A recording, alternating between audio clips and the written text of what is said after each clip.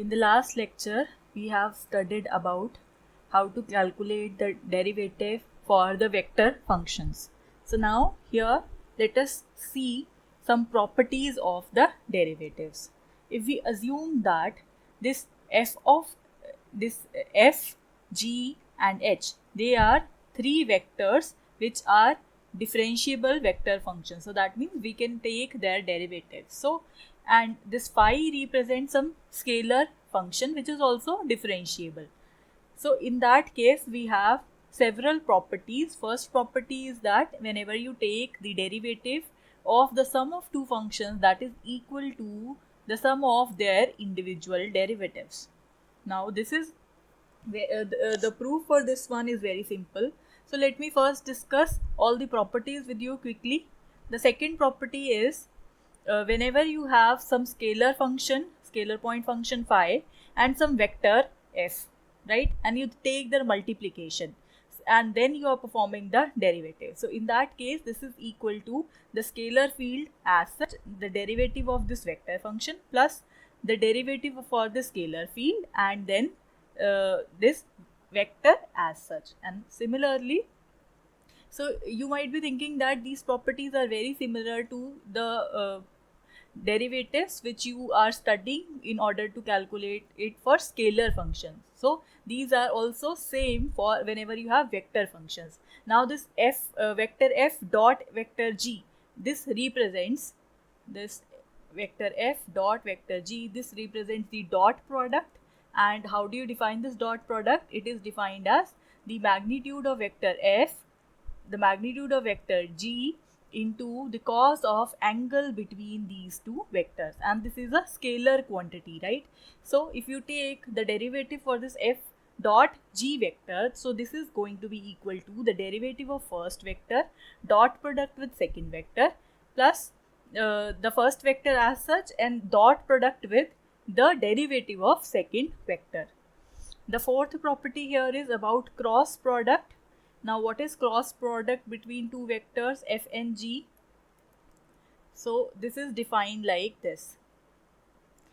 This is equal to the magnitude of first vector f vector, the magnitude of second vector g vector into sine of the angle between them, and because this is a vector quantity, so that means it will also have some direction which I am defining by n cap, where what is this n? This gives the direction which is perpendicular to the direction of this vector f and to that of vector g.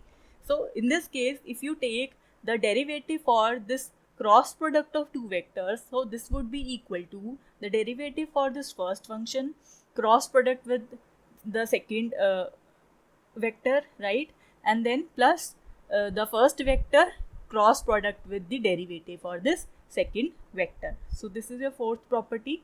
Fifth property is about taking the cross product for three vectors. So suppose you have three vectors f, g and h.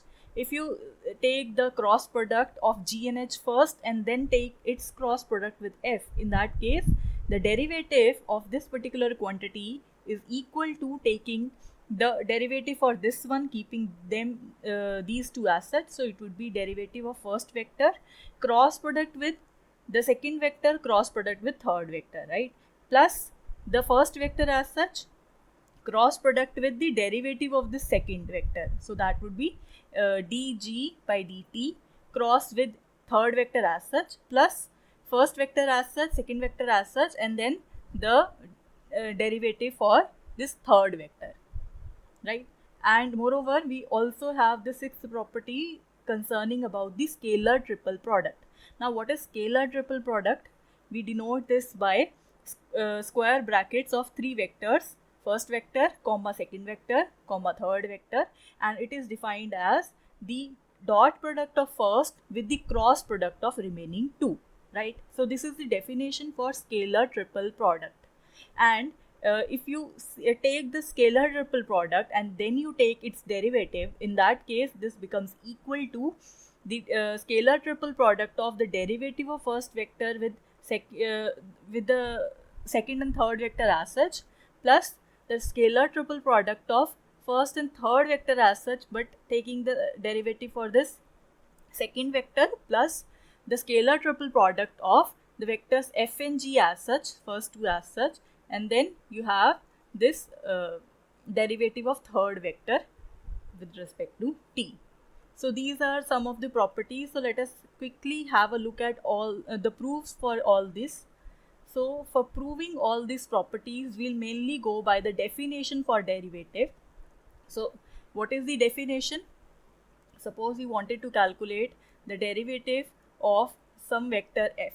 So it is defined by limit delta t going to 0, the vector f defined at the point t plus delta t minus the vector f divided by delta t. So this was the definition for calculating the derivative for some vector.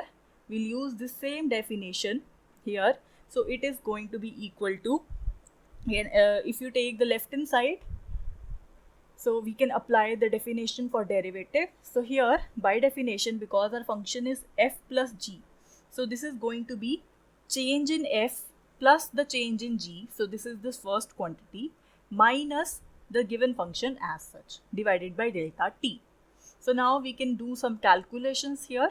So you see, when you open up this term would cancel with this term, and this will cancel with this term. So finally you will be left with delta f plus delta g vector divided by delta t vector. So you could separate out these terms, and then you can take the limits individually, so that this quantity, it becomes the derivative for the vector f, and the second quantity becomes the derivative for the vector g.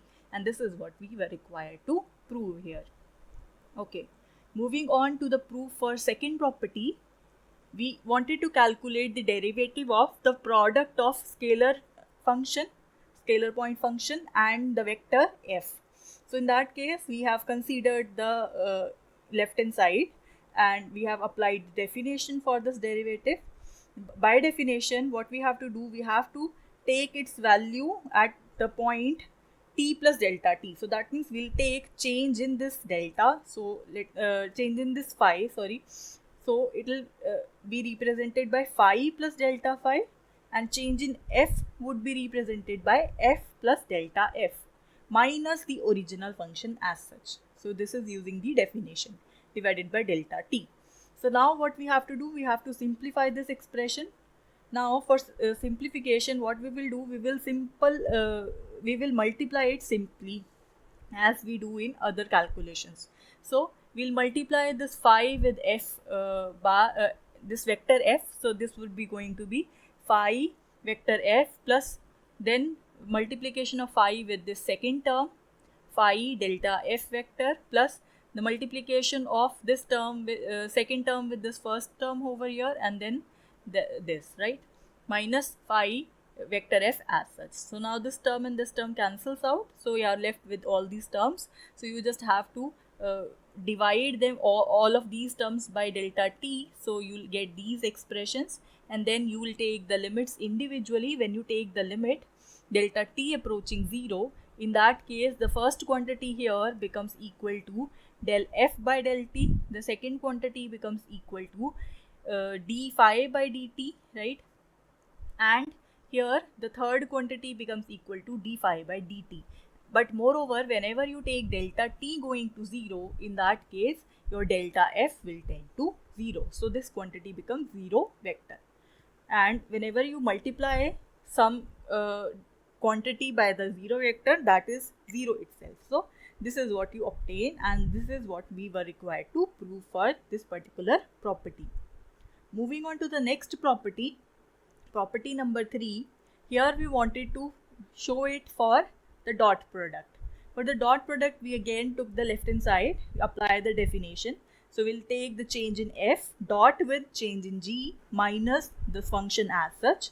Then we'll apply the dot product here. So applying the dot product using the properties of dot product, that simply becomes the dot product of vector f and g plus the dot product of vector f and delta g, the dot product of vector delta g and g, and then the dot product of vector delta f and delta g minus this function as such, right. So this function cancels with this one, right, this dot product, which would eventually be a scalar, right. So this cancels with this one, so you're left with all these terms. So thereafter you divide by delta t, so you have this, and then you take the separate limits, so you have this, and then whenever you tend your delta t to 0, in that case the quantity delta g is also tending to 0, so we have 0 here, so we are only left with this first two terms, so we have this as the right hand side. For the property fourth, here we have to show for cross product, so again we'll take the left hand side and we'll apply the definition. So we'll take the change in f cross with change in g and minus the original function, right? So here we will perform the multiplication applying this cross operator, so it would be vector f cross with vector g plus vector f cross with delta g plus delta f vector cross with vector g, and then plus the cross of delta f vector and delta g vector. Now this and this cancels out. Similarly, we have this quantity, we can separate out the terms and we can take the limits. After taking the limits, you have this as the 0 quantity, and then this becomes equal to right hand side. For the next property, where we are to show this for the triple for 3 vectors, so in that case we can apply this fourth property, which give you this result, d by dt of vector f cross with vector g, this is equal to this particular quantity. So we can apply this firstly by taking this function and then by taking this particular function. So in this case, when you apply this property here, you will, what do you obtain? You took this term, so you'll obtain the derivative for this first term cross with the remaining as such, right? So this is your first, this is your second vector, because cross product give you another vector, so this would be another vector, okay? And plus we have first vector as such cross with the derivative for second vector, right? So this is applying the property 4. Now we can again use the property 4 on this particular term. So when you apply this on this term, so you will have this to be the derivative for first vector cross with h vector plus g vector as such, it's cross with the derivative for h vector, right? So you can open up this brackets, rearrange the terms a little, so you will have this as the final result, right? So you saw here we do not have to apply the definition exact in order to prove this, because we can use the previous property here. Moreover, there is no such result, there is no result relating to the derivative for the vector f dot with vector g dot with vector h. Why? This is not available, because in order to take the dot product of vectors, this quantity g vector and dot with h vector, this would result into a number or a scalar, right? And in order to perform the dot product, both of these, they should be vectors, right? So this is not defined. And lastly, let us prove this sixth property. For proving this property, we'll take this left hand side, apply the definition for scalar triple product, so this becomes equal to this. Now g cross h is a vector, so you can take the dot product of f with the dot product of g cross h, right? So now in order to solve this, we'll apply the property number 3 for the dot product. So in that case, first vector would be as such, we take the derivative for second plus the derivative of first vector dot with the second vector as such, g cross h. Now this term will not do any calculation on this particular term. However, on the first term we can perform this calculations. So we can go and solve for this particular part. So using the property 4, this becomes equal to this, right? So we can simplify the terms, open up the brackets. So you have all these terms. So now this you can write this term to be this one, similarly this term to be this, and this term to be this, using the definition for scalar triple product. So this is the proof for this sixth property. So I hope you are clear with all these properties and how do you obtain all these properties.